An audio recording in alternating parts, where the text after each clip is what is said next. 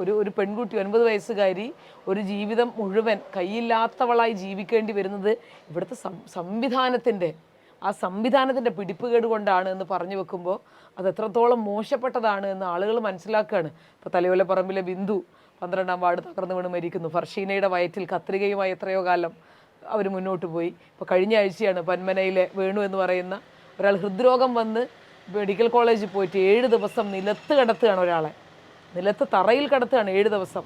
7ാമത്തെ ദിവസം മരിക്കുകയാണ്. അപ്പം ഇങ്ങനെയുള്ള നിരന്തരമായിട്ടുള്ള എല്ലാ സിസ്റ്റവും, ഞാനത് ഓരോന്നെടുത്ത് പറയില്ല, വിദ്യാഭ്യാസത്തിൻ്റെ കാര്യത്തിലാവട്ടെ, വിദ്യാഭ്യാസത്തിൻ്റെ ക്വാളിറ്റിയുടെ കാര്യത്തിലാവട്ടെ വലിയ ഇടിവ് സംഭവിച്ചിട്ടുള്ള ഒരു കാലത്താണ് നിൽക്കുന്നത്.